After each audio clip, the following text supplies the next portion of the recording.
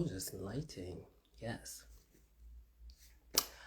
Hi guys. So at the moment I'm still waiting for the people to come on.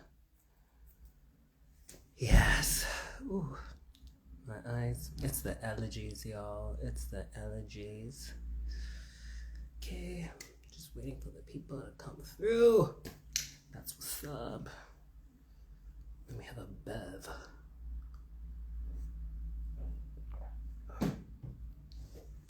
Hold on just a bit.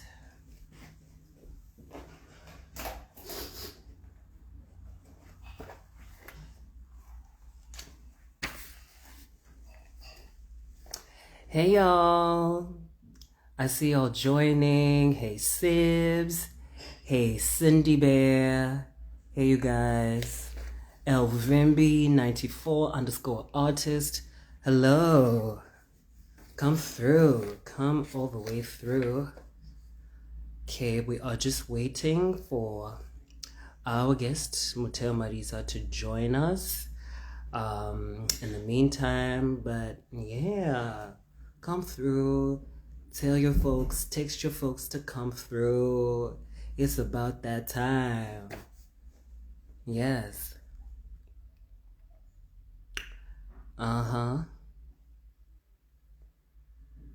Well, in the meantime, just to give you guys an idea, this is Silenced. Silenced is a initiative began by my co-host, Katleho Malela, and it's in line with gender-based violence and trauma related to gender-based violence. And it's also in line with 16 days of activism, which is starting soon, I think on the 25th, if I am not mistaken, of this month, and runs through till the beginning of December. So yeah, so that's pretty much why this initiative is running, and it's running at this very time. So yeah, we are just waiting for our guest Mateo to join us. You know, folks be tardy sometimes, but I mean, it be that way sometimes. It's cool. But let's interact in what you call in the chat. What are your thoughts? What are your thoughts about this topic? And yeah, like while we wait for our guest, let's have a kiki, let's have a chat in the chat section as to your thoughts, your beliefs, what questions you might have to our guest with regards to their interaction and research with abuse. Miss Katniss, hey, she said, tell us about yourself. Okay, well, my name is Leroy Matabane. By profession, I am an actor, but overall, I'm an entertainer because I wear different hats. I'm a musician, singer-songwriter, I'm a writer. Child, I be doing what I be doing. Yeah, and I'm also a presenter. I also have my own Instagram platform, live platform, together with my co-host Katleho Malela, and it's called The Adventures of Katleho and Libruo. And as we speak, our guest Muteo has joined, so let me just put him in. It's about to be a good one, y'all. Okay.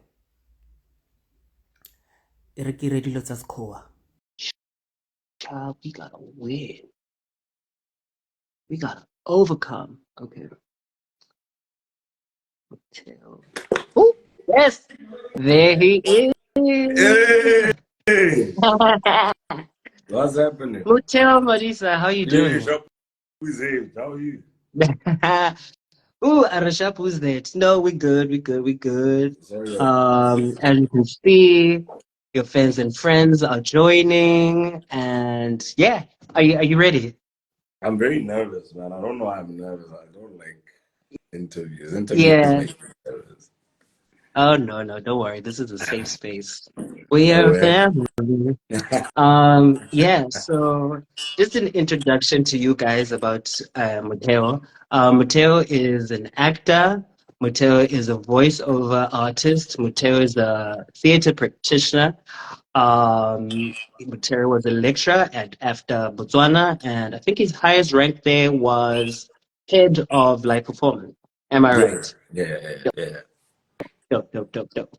So, Matero is currently studying, doing his master's, and his current research that he's doing at the moment is focused on trauma and how this relates to performers and how it relates to the people engaging with the art that is viewed. Yeah. So, with that said, Mateo, um, please tell us about your thesis. Yeah. um, again, let me say sorry for being late. It's Um, chilled. I thought Instagram would give me like a notification or something. Be like, yo, Oh, I no. didn't know that I had to Maybe the physically premium go on Instagram will do that. it. Yeah, so anyway, like Leroy said, currently doing my master's, and really focusing on trauma and directing trauma. Um, Initially, I wanted to focus on male trauma alone, but that kind of um, grew and just became trauma as a whole to kind of include females and males, and just look at trauma as a whole. But yeah, so coming from a performing background, I've always been interested in trying to get, truthful and honest performances from yo, my mother is here. Wow. Hi, mommy. Hi, Wow, mommy. wow. So yeah, I've always been interested in trying to get truthful and honest performances from myself, and I believe other performers try to do that as well. I've always been interested in that. So when I got to my masters and I couldn't really major in performance, directing was kind of the next best thing for me, and it's kind of an organic transition from being a performer to directing. So trauma has kind of just been something that has been lingering in society for some Mhm, time, that really we really don't delve into as a society as a whole. In particular, the male side of things, the male trauma, which is mhm, what I wanted to really focus on at the beginning, but that changed.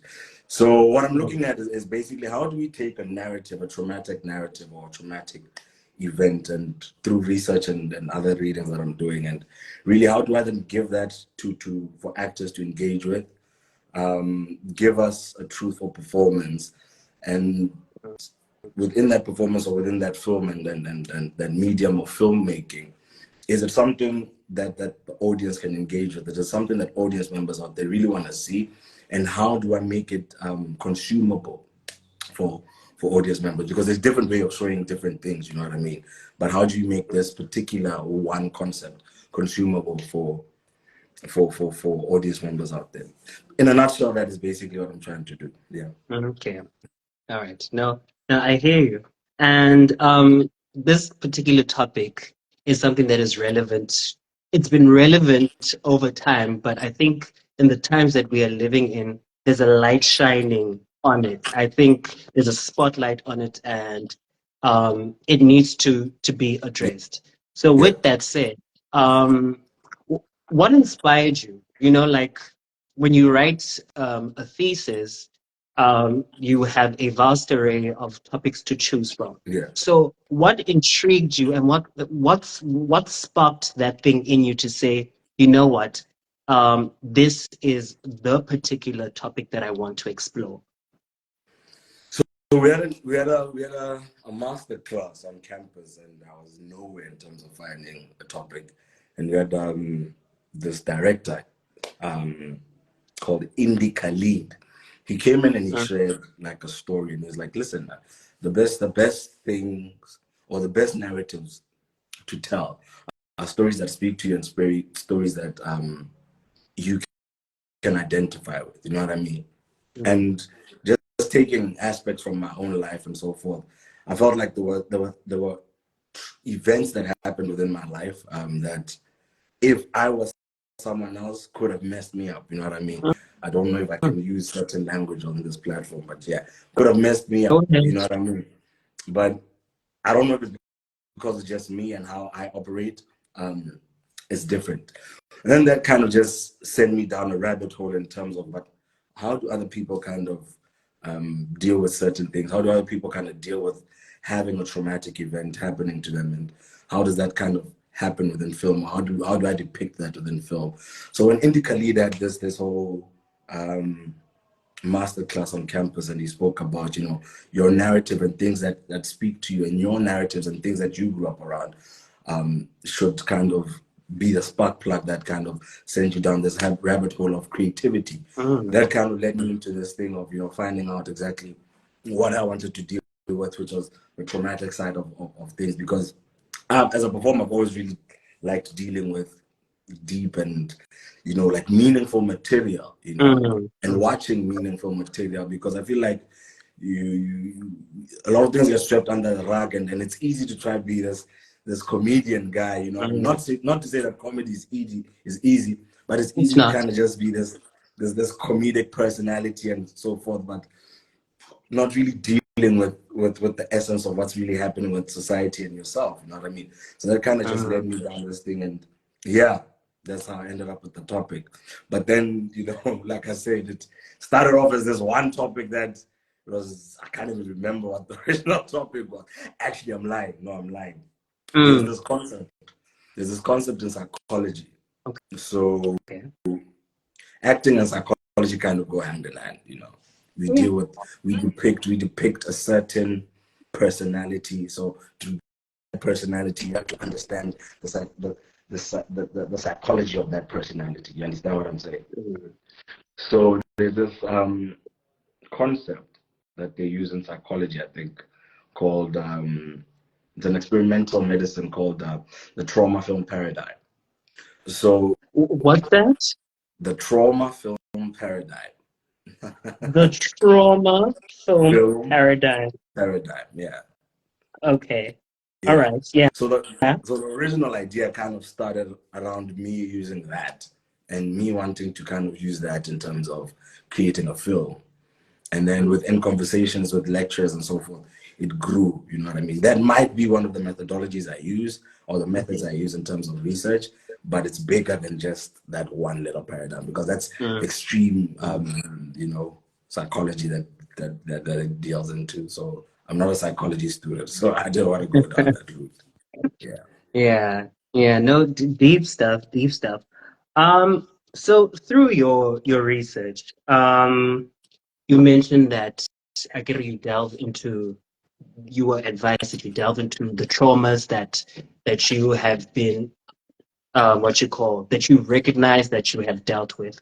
Yeah. So in doing your research, and interviewing people and doing, you know, however way you conducted your research, what were some of the traumas that stood out to you that people had experienced that was like, ooh, yeah, that's hectic.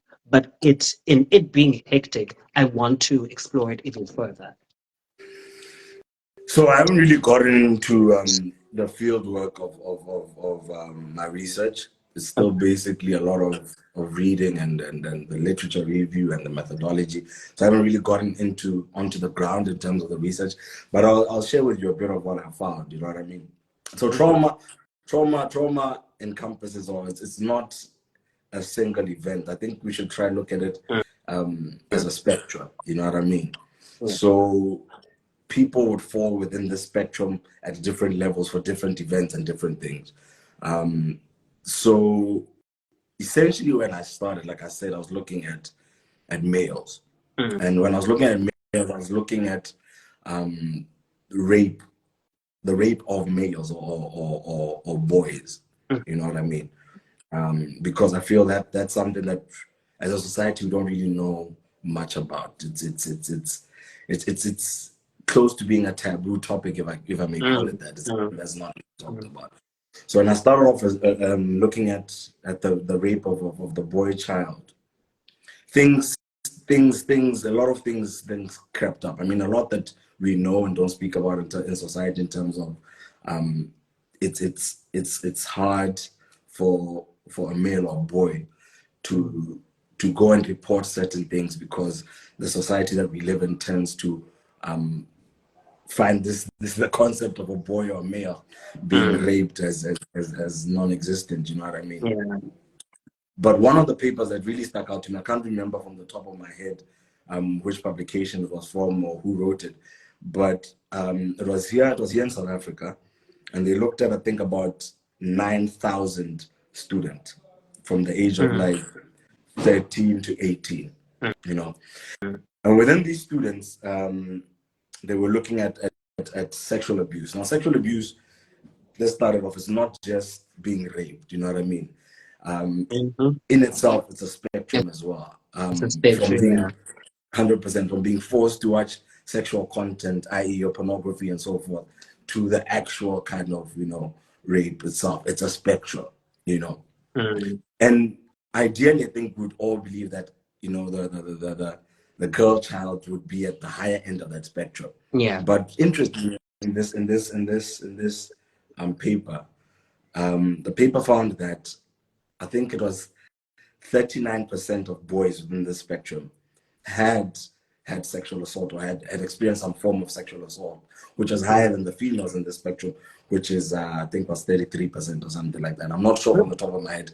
Don't quote me. You know what I mean? Which was like, wow, okay, And part of the whole reason of me going into this was the idea of, as a society, we don't deal with things, we shoot them under the rug. And then at a later stage, when said person becomes something else, we tend to forget the trauma that said person has dealt with in their lives that could have contributed to that moment. You know what I mean? Not condoning rape or anything like that, but there's so many other scenarios or things that happen within someone's life that can lead them to that point. You know what I mean? And going on with my readings and so forth, and kind of reading some more, you found that rape with the rape of boys and males really was used to emasculate them and kind of take their manhood away from them from an early age. You know what I mean? If you want to read up on that, you can look at your war-shock countries. You know what I mean? Your Congos and so forth, which is well documented there. You know what I mean? But here in South Africa, I think we overlook it as well, which is also within the gang culture that we have here. There's a lot of the gangs, you come in through either love or blood. You know what I mean? Yeah. The blood is when you get beaten up and roughed up by a whole bunch of people. The love is the act of actually being sexualized by a bunch of people. You know what I mean? And that whole process of sex and rape being used to emasculate someone, it led me down that whole rabbit hole, and then finding out that in the end, a lot of the men who have been raped or sexually assaulted tend to seek that kind of masculinity and regain that power by doing the exact same acts to certain people. You know what I mean? Which I found very interesting, because now if we look, like I said, not condoning it in any way, if we were to really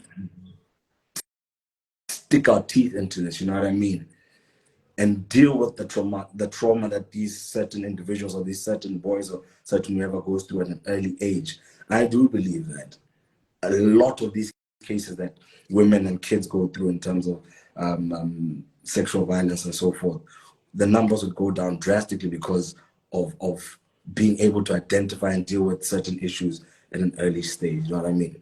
So those are just some of the interesting things that I found. I'm sure I'm gonna find a whole bunch more. But yeah, it's interesting, man. It's really interesting. Yeah. Isn't it fascinating that with just some research, the things that are going to be unearthed, because as you say, like it's not spoken of the sexual assault and the rape of boys, and how that contributes to society, and how that contributes to this pandemic that South Africa is facing, and Africa as a whole is facing. This, as you mentioned, with your war-torn countries, with the gang culture. It's just funny how things, it's a circle moment, how things come back to form the chain of life and the chain of events that happen. 100%. Okay, so with that said, why do you think gender-based violence is a leading offense in this country and in Africa? Mm, mm. That's a jam-packed one. That's a jam-packed one. I mean, I feel underqualified to answer that one. But I mean, I'll just Yeah, speak but your opinion, it's for not my like opinion. like Yeah, you're under the microscope and what you say is going to be 100%. scrutinized.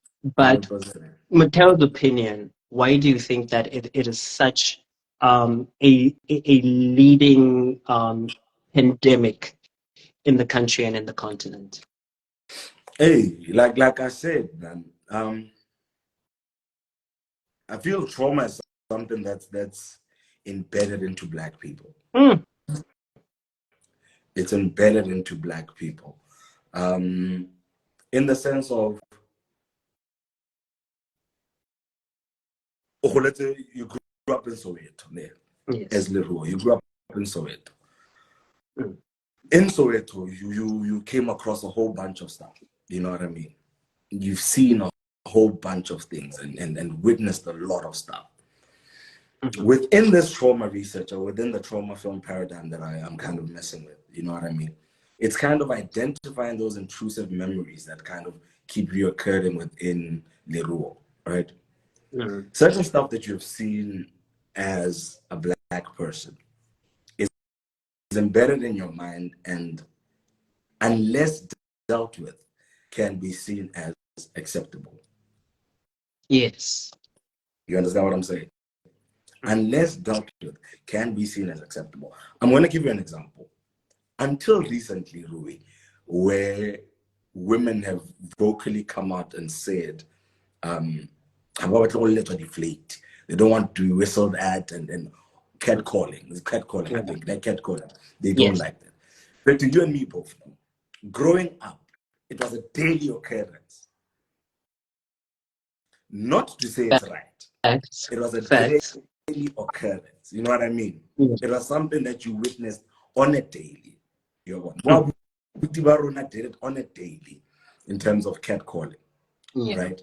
So as a young Black man, Motel, growing up where I grew up as well, seeing that, immediately that gets imprinted in my mind as, okay, that's how I must operate, Mm, right? mm, Now, unless I am taught or told otherwise, or see a different way, I believe I will keep operating in that way. mm. You understand? So I believe the reason why there is so much the crimes of humanity, I'll even call them crimes of humanity, because rape is literally a crime of humanity. It's something that should be dealt with as a crime of humanity. Mm, I believe people who have done this have gone or witnessed some form of sexual trauma. A large mm. number of them. Okay. I believe that, Okay. based off what I'm reading, and based on just the psychology of people, based on what I'm reading. You know what I mean? I believe that a large amount of them have witnessed some form of sexual assault. You know what I Mm, mean? May not be to them personally, but they've witnessed it. You know yeah. what I mean? And like I'm saying, the only way we as a society can deal with it is to speak about it freely, bringing in both sexes, male and female, plus the other ones that I'm not really, I don't know how to, plus LGBTQ plus, those pluses and transgender, all those I'm you know what I for mean? teaching. Please, dog, please. Bringing them in and literally having conversations and showcasing and you know what I mean? All this. That I believe that's the only way we can deal with such things, because I'm a firm believer of the art. Yeah. I don't speak a lot. I don't know how to express myself a lot of the time, but 90% of the time, you give me a camera, you give me a stage, I'm pretty sure I can do it. You know what I mean? So I believe that that's one of the big reasons is as a country, as a people, as a continent, we've witnessed and dealt with so much that our humanity has also kind of just been, you know, ripped from us, you know. And until we have these conversations, it's really hard to connect the dots, you know. It's really hard to kind of find and build that sensitivity. I remember you and I had a conversation, or was it you and I can't remember, where someone was like, when are we going to have, or when are you going to see sons who are emotionally intelligent and so forth and so on? And I'm like, the closest we're going to get is going to be our kids. You know what I mean? Because fact is, I am more vocal and more emotionally aware than my father, which I can argue that a lot of young black men would feel the same way, that they are more emotionally open than their fathers. You know what I mean? And I will give my son a bit more of that, and hopefully he will tackle the world freer than I was at a younger age in terms of expressing and allowing. You know what I mean? But in essence, it's basically that, man. I think hopefully I've answered you. I don't know. Okay. I know when it comes to expression, you have done a good job today. So don't worry. You've done a good job. We need it. Okay. You've mentioned, like, as you said, that, you know, as black people, we have our own experiences. And yeah, with what you mentioned, growing up in Soweto, as kind of sheltered as the what you call the environment I had, but there were things that I was exposed to. I was exposed to the catcalling. I was exposed to women being disrespected. I was exposed to, you know, women being violated with words, physically, and stuff like that. Yeah. And you know, the culture is you mind your business. 100. As for me and my home, we are going to mind our business. So, as Muteo, and your experiences as an individual, what experiences have you experienced with regards to viewing a violent act, an act that translates into trauma? Like, is there a specific story or specific stories that you witnessed and it impacted you and is still embedded in your mind to this day? And with regards to gender-based violence, but even if it's not gender-based violence, because I mean, today we are unpacking trauma as best as we can. But um, what instance or instances are still raw in your mind that you can still recount today? One, my boy, I can remember one to the T of it. I was about, my sister was born when I was 7. It was before, so I was about 5, 6. Imagine, 5, 6 years old. We're living in this apartment block in Botswana. Oh, so yeah, I'm from Botswana. Those who don't know, I'm from Botswana. Originally Is a from Botswana. Botswana? Oh, I eat so we were living on the ground floor. I think there were like 2 or 3 other apartments above us. And so now I used to sleep after generations. So I can even tell you the time this happened. 8:30, I used to go to sleep. It was me, my mom, my dad, my grandma, my late grandma, when she rests. We were in the house. It's a little 2-bedroom apartment. We're in the apartment. And as I'm sleeping, I hear this woman screaming outside of it. Yes, screaming, like she's screaming. So when I open my curtain, this woman is literally, you know when you open a curtain and someone just goes, like rolls on the floor, and then someone is chasing after her. I'm a cooker, and this woman is screaming. So I jump out of my bed and I run to the TV room. My parents and my grandma were in the TV room. they had switched off the lights because it's hot in Botswana. But I can remember details. So you can just see like the silhouette of them with the TV on. And I tell them, should be like a part of it. Something is happening outside. My dad stands up and he goes outside. And I'm not inquisitive me. I want to go outside, Lena. Or lady and my grandma pull me back. My mom shoots outside as well. Cheeky. The door opens. And this lady shoots in. I do not know this lady. I cannot remember her face. I just remember blood. Like blood. A lady comes in after her. And then my dad closes the door. Cool. Now, it was these old doors that were made from like glass and like burglar bar kind of thing. Get you on. Now you can hear commotion outside. Like there's this man who's going wild outside. Like he wants to get into our house, and my pops is like, nah, my wife is in there, my kid is in there, and there's a whole like altercation. I just picked up a brick and threw it at the door. And it hit the burglar. Luckily, it didn't hit the glass. It hit like the burglar bar thing. But terrifying. Long story short, this woman was being damn. This man was gonna kill this woman, right? Call police. My mom calls police. Police land. This man runs away. He ended up committing suicide. He was a pilot, I think, and crashed the plane. Yeah, he crashed the plane and all that. But I will for the life of me, I'll never forget that story. Corey, and that lady screams, bro. The way she was screaming, that is something that will haunt me for life. As early as 5, 6, you know what I mean? Like literally, that's how I was young, bro. Like young, arguably, maybe even 4. You know what I mean? Like I think I just moved to the city because I grew up with my grandma in the village. I think I just moved to the city at the time, so I was extremely young, bro. And the way this woman was banged and bruised, bro, blood everywhere. And that was so traumatic for someone you say you love, my boy, to parade and beat her like that on the street and damn near ripping her clothes off. And how do you do that? You know what I mean? How do you do that? You know, and that for me was like my first interaction or first time seeing motor shapi. I'm shy of it, and I'll never forget that one. Never.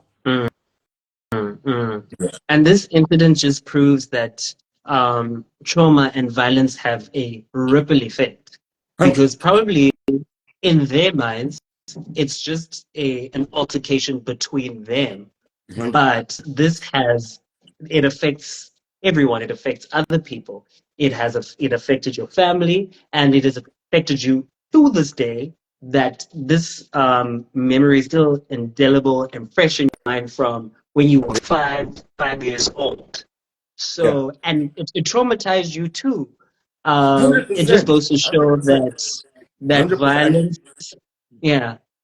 To this day, if Kore, to this day, even if I hear someone scream, or what, it's one of those things where you hear someone screaming and run to the window, go see what's happening. You know what I mean? Someone could be getting killed, my boy. So it's like I'm saying, trauma is that thing. You know what I mean? Imagine if I had grown up in a household like that, where I'm a witness to such things. I'm a witness to such interactions. You know what I mean? There is a high possibility, unless it is addressed early, there's a very high possibility that I can become the exact same person, because that is how I associate love being shown within the household I grew up with. You get what I mean?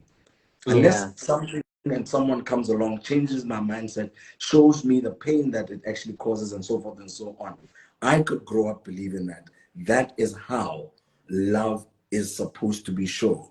You know what I mean? The trauma of that can bring that within my life, you know. So trauma is something that should be dealt with, and I do believe that it's something that would address a whole bunch of our issues. as a society.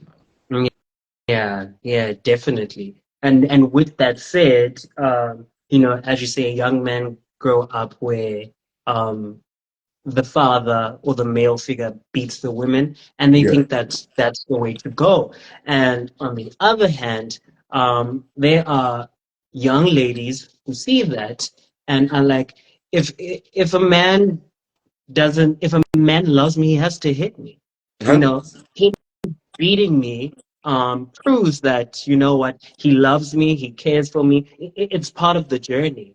And I guess this is how education is important, and how what you're doing in conducting this research is imperative to society, and making sure that we do eradicate these traumas that continue to fester and fester, and now we are Mm, independent.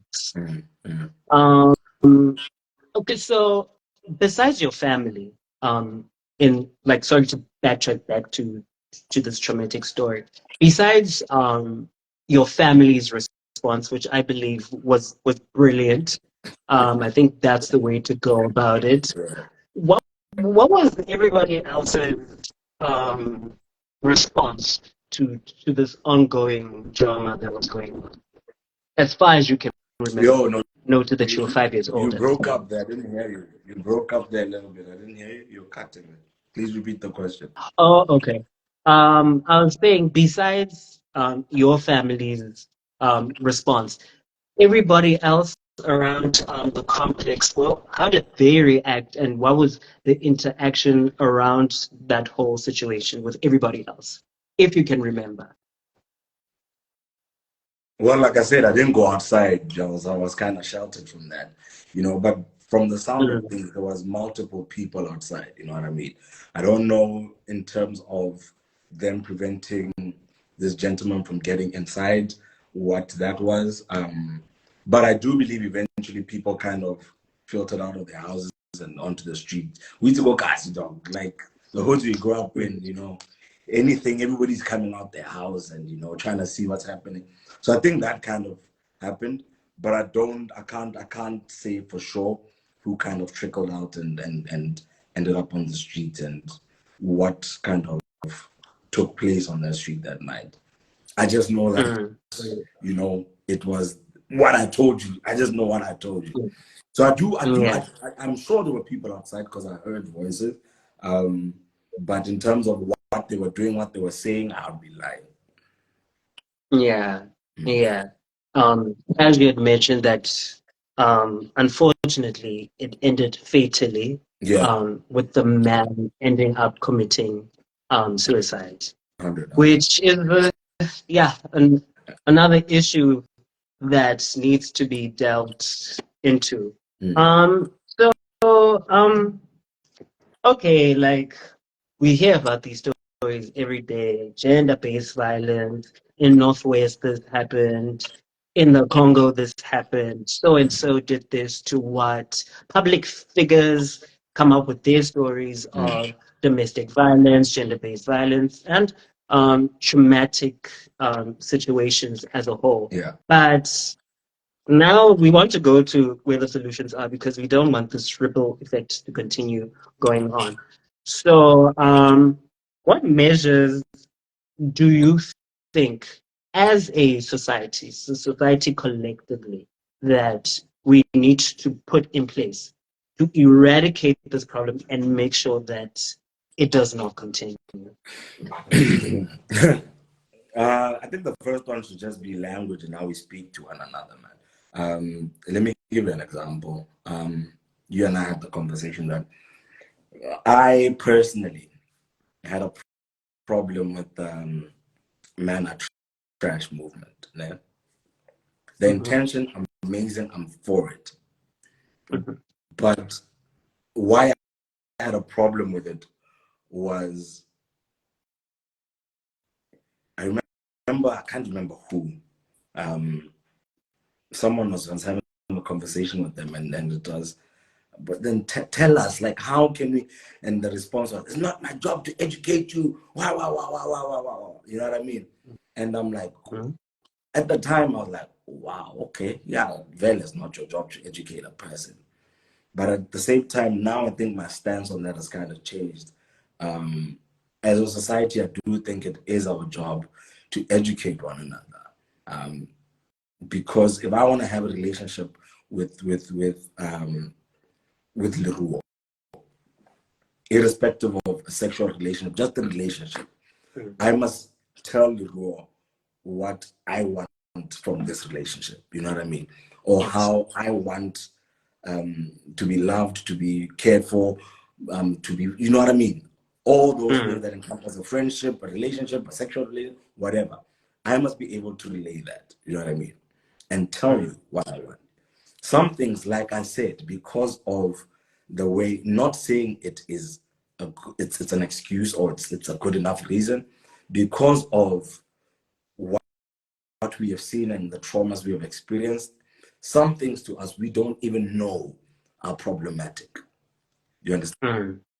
Some things to us we don't even understand when you say it is problematic, because if you are refusing to engage in the dialogue and tell me why it's problematic, how am I going to understand that? You know, if you are refusing to tell me that catcalling is problematic, why? What? And you don't want to tell me why. In my mind, I'm going to say, Vele, I am admiring, speaking my mind. I am not touching you. I am not preventing you from walking. You know what I mean? I'm going to give my reason, but not understanding that to that poor lady, she feels sexualized. She feels like an object, blah, blah, blah, blah, blah, blah, blah, blah, blah. Not understanding that to her. Now in my mind, I'm thinking I'm complimenting. So unless we have these conversations and have conversations, males, females, transgender, all of those, if we do not have these females, we will not come to a point of understanding one another. If we do not have conversations about our experiences, about our traumas, about the way we were raised and so forth and so on, we will never get to a point of understanding, never get to a point of being able to communicate with one another. So I think that is the main thing for me, is let us have the conversation. Let's not exclude one another from from our movement. You know, using men are trash as an example. If you take Black Lives Matter, right? It does not shit or like exclude any other race. It's saying that these people here who have darker skin than most, they matter in life. You know what I mean? Yes. So I feel like when we exclude people from conversations and exclude people from interactions, we can never really get to a consensus. Yeah. Yeah. Definitely. Definitely. Discourse is definitely needed. So with the research that you've done, um, particularly with people the males Yeah. who are victims of sexual abuse. Yeah. Did you get to a point where you read stories of specific people who were caught up in that, and were there positive outcomes with some of the people that you research? Like they were victims of the sexual abuse and the rape and sexual abuse as a whole. And being victims of that, did you come across stories of people who were triumphant over that and how they changed up their lives positively, being victims of that on the male side? On the male side,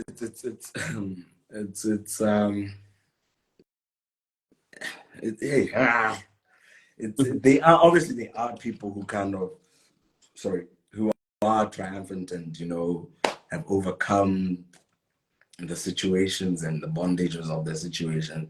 But the overcoming of it was a journey and a half. It was very difficult, you know. It's very similar to that process of a female who has gone through the same kind of assault.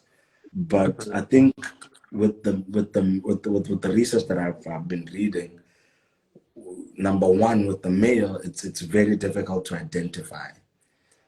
So there's no, for example, if a young girl, God forbid, is raped, you can obviously see the swelling of the genitalia, blood, and so forth and so on, right? With a young boy or young male, it's very difficult to identify those, right? Unless it was an anal penetration, or you know what I mean. It's very difficult to identify that this kid has been forced to perform sexual acts. You know what I mean? Number two, the believability of males or the boy child. It's something we need to work on as a society. It is swept under the rug a lot of the times, which, from research, what I've read, makes the victim feel like, did I make this up? Am I lying? Is there something wrong with me? A lot of the victims question their sexuality in terms of, did I do something, or is there something with me that has brought on or made this person want to perform such an act on me? So a lot of them grow up with this confusion of sexuality, which is,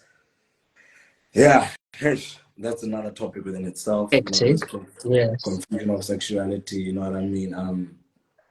And a lot of them do have this thing of, because it is not a believable thing in society. You know what I mean? Growing up, I can speak honestly about this. Growing up as in the hoods that we grew up in, or the townships that we grew up, whatever, we were pushed to engage in sex from an early age as men. You know what I mean? You were pushed to engage in sex, and viewing of pornography. Let's just start there, from an early age, which in itself is sexual assault. You know what I mean? It's assault in itself. You know what I mean? So that kind of stimulation and interaction with sex from an early age bred all of this. You know what I mean? But when it comes to the sexual assault and there are people who do come out better. There are people who do get over it. There are people who do suffer from obviously your ASD and PTSD of the event, but it's work. It is work, and it is normally happens at a later stage in their life. A lot of them are very silent about what has happened to them. A lot of them will not speak about what has happened to them because of what society, the fear of what society might say or how society will react to such news. So it is there are people who do come out better, who do deal with the trauma. I believe there's more that can be done. Not only for the boy child, for males, but like I said, the dealing of the male trauma also helps our sisters, our mothers, our wives, our girlfriends, and so forth, because we will be better men. Men will be better men towards them. A lot of the crimes that are committed against them, I believe we'll see a drastic drop in them. No, I completely and totally agree with you. And as a society, basically, we just need to do better. And with that said, as you know, our sisters are crying. They are crying on the social media spaces and the social media streets. And one particular thing that they are perturbed by is the fact that when we hear about these stories about gender-based violence and the stats come out and all of that, they feel that they're the ones that are engaging most with the topic, and they feel that their male counterparts are not engaging as much as they should. They make this joke that Majida get on the gram and say, hey, my gents, let's just do better. And then that's it. And then they're done, take a bow. We hear about another story. Hey, my gents, guys, gents, let's just do better.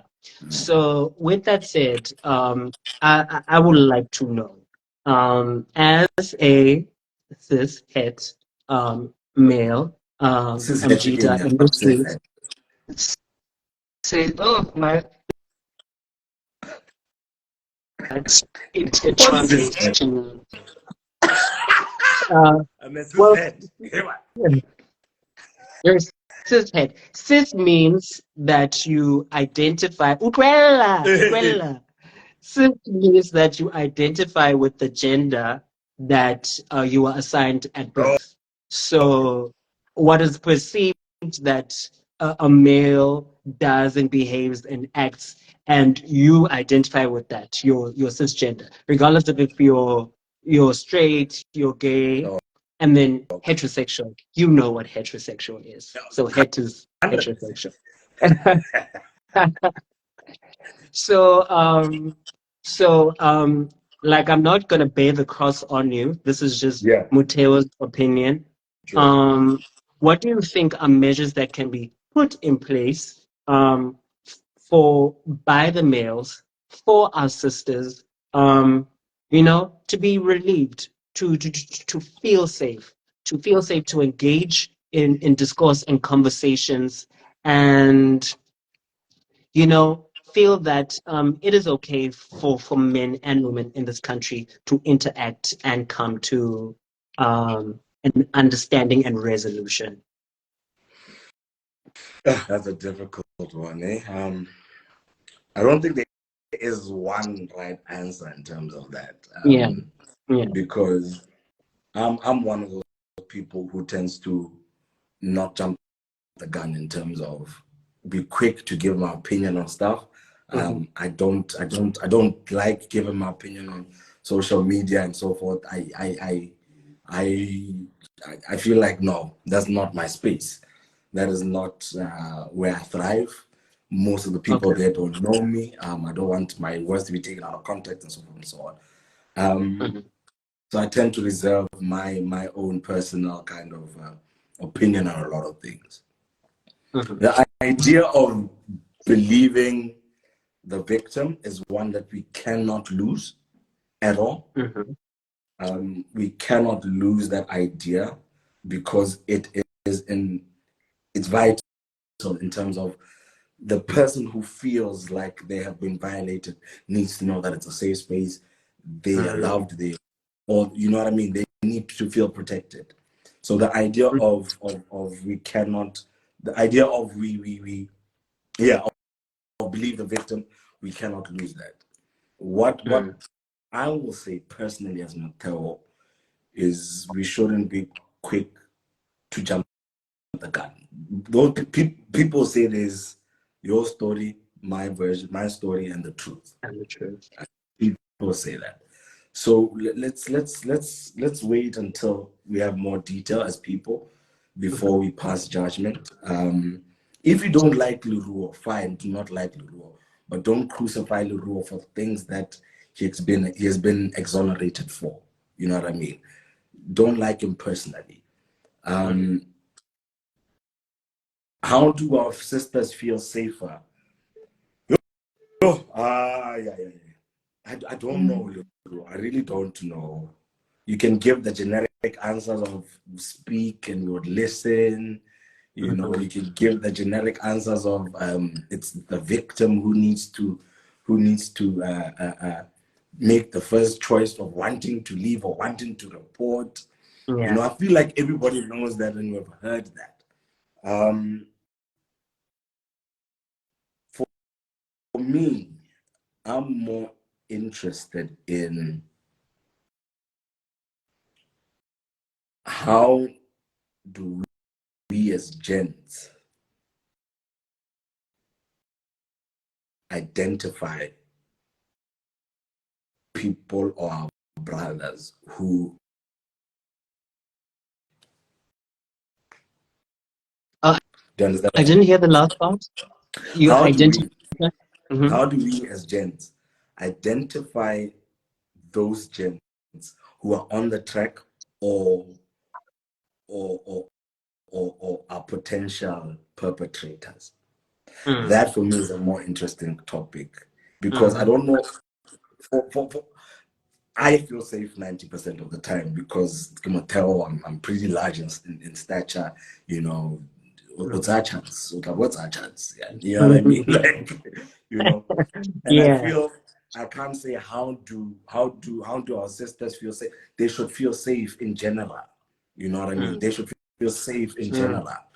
The more interesting question for me would be how do we as gents identify other gents who might be, you know, then now that for me feels like a topic or a conversation that is here. You understand? So for me, that is more that's what I'll be looking for. Is how can I identify guys who look like Emma? You can see that this lady is not in her right mind. Why would you want to do 1, 2, 3, 4, 5? You know, you can see she barely knows her name. Why you bambaring her? Leave her. You know what I mean? You did not come with her. You just met her now. Leave her. Her people are there. Take her back to her friends. How do we as gents kind of, you know, help each other remove these rotten apples from the sack of gentlemanship, if that makes sense? Yeah. You know, that is a conversation we need to have. I don't have the answers to that, but in terms of your question, it's do your best. That's an answer. That's an answer in itself Yeah. because that's important because it's like let's nip it in the bud before it becomes a wildfire. You know, like these besides the Nama guy, don't do that. Like, how can we go further besides saying Nama guy, don't do that? Like, what measures as can be put in place to be like, don't do that, and what happens next to make sure that it does not happen, you know, Yeah. it doesn't Yeah. become a Yeah. bigger problem. Yeah. Yeah. Because like I said, So we can't anyway, yeah, go ahead. yeah, no, we can't say how do we make our sisters feel safe. So I want my sister to feel safe whether she's with me or not. You know what I mean? Yeah. So I obviously I feel like she's safer when I'm around. I feel like my mother is safer when I'm around. If the day I have a significant other, she'll be safer when I'm around. But I can't be there. You know what I mean? So as gents, I think it's we can't have that. It's how do we as gents now? That's the more interesting topic for me. That's the conversation we need to have as gents. Yeah. Under the call out culture between Majida. Hey, I'm telling you, We're gonna have a panel and you're gonna be on it. I'll try. I'll try. You are on it. You are on it. So, as we mentioned, you are an artist, you are an actor, and part of your thesis is also rooted in art being part of the solution. Yeah. So, through art, how do you think that we can address and moving forward alleviate the issue at hand? Well, like I said, man, art is a very art and filmmaking and theater is what I really is what I thrive in, if I may say. It depicts society. It's a depiction of society at a certain point in time, right? Mhm. So if we depict narratives and stories that are meaningful, that have impact and really push a certain narrative that is dear to us, that is genuine and dear to us, that within itself will open up the conversation, which will open up bigger things. You know what I mean? Having the conversation is the most important part, Yeah. you know. And through art and through showing and showcasing, that is the first step or the channel into having these conversations, you know. Not to say there's anything wrong with the lighter side of things, but we need to now really start putting out their meaningful things, putting out their things that are impactful, putting out their messages and films and productions that actually say something, productions that actually have something to say, and then music that actually says something, music that actually speaks. And not every song should be about having a good time. Not every film should romanticize love. And you know, we should be able to go to show the dark sides of life, and what is really happening on the ground.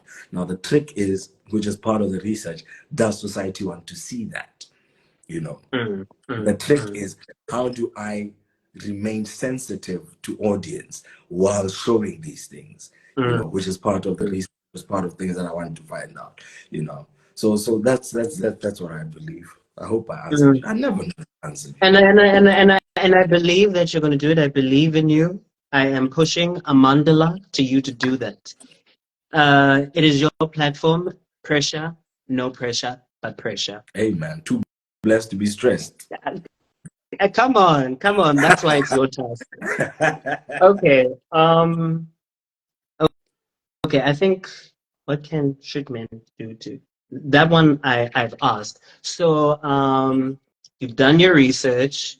You're an artist. So what do you think um entertainment products that are out there, be it a television program, be it a movie, be it an ongoing theater production, that you think that people should watch, that will give them more knowledge about this topic, and also get people's, like, a thought-provoking entertainment project that you think will lead us to the direction of awareness and change Oh God. with regard to this matter. Well, I mean, the first one that really pops to mind with regards to trauma, and because we've been speaking a lot about sexual abuse and sexual violence, obviously has to be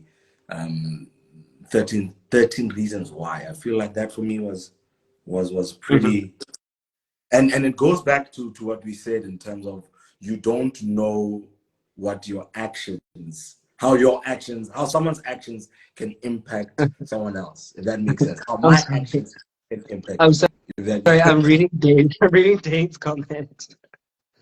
You're a clown, Dane. You are You a know, clown. so you don't know how my actions impact Leroy.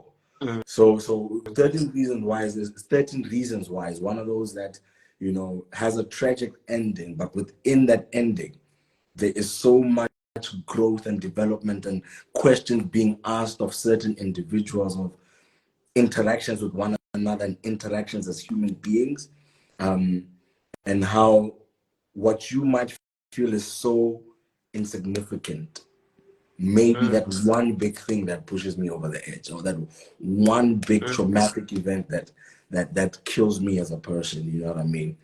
Literally and figuratively speaking, you know what I mean? So 13 reasons why is one that you definitely need to check out. I'm more of a visual person now.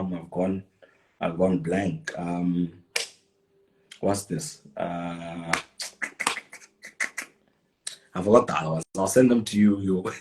You'll okay. post them at some point. Yeah. Yeah. Yes. Yeah. All right. Um. Yeah. We've said this was your thesis. You can just what you go get a transcript of this and just put it in your thesis, and you're done. I wish it was that simple. You're I still need to done. shoot a Cut, film. print, Hey, there's so much cum work to be laude. done. There's Yeah. so much work to be done. Still need to go into production, finish writing a Yeah. film, and yeah, hey, It's yeah. gonna be done. Everything Hopefully has the its time people and here will place. come watch it. Yeah, definitely, definitely. Yeah, yeah, Mateo Madisa, thank you so much. Thank you so much for joining us today. We unpacked so much. Um, I've learned so much from this conversation. And yeah, I just hope from here on out, this becomes a discourse that's continuing, that's going to go on.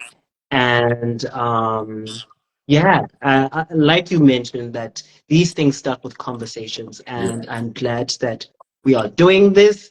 And I urge, like, Bareti Barona, our viewers, that we continue these conversations outside of the lives, in our spaces, in our homes. yeah, And yeah, I think that's when we can incite change. yeah, yeah. Thank you, Yeah. thank you so much for having me, man. And like you said, let's have conversations as people. Just let's Mm, bambazella, let's hold each other, let's support one another as people. Have these conversations, no matter how difficult they are. Learn to listen as a society. Um, mm, Not listen to respond, but listen to mm, understand. And be open to more than what you know. Be open to learning, like you said. Be open to experiences and finding out more about people, which yeah. in essence is all I'm trying to do. And yeah, better the world in my little corner with the little that I know how to do. Yeah. It's impactful. It is impactful. Thank you. So easy. Thank you so much. My Thank you. I boy. appreciate you. I Mm. appreciate you. I appreciate your time. Yeah, nigga, you dope. And to everybody that joined, to everybody that stuck through the conversation, we appreciate you. We thank you. This is going to be saved. So, like, tell your folks to come onto the Craze Media Instagram page, and they can listen, they can learn, and they can engage with Yeah. us. God bless you all. We love Thumbs you. up, Bye. everybody. Oh, Bye. I should, is it originally saved? Okay.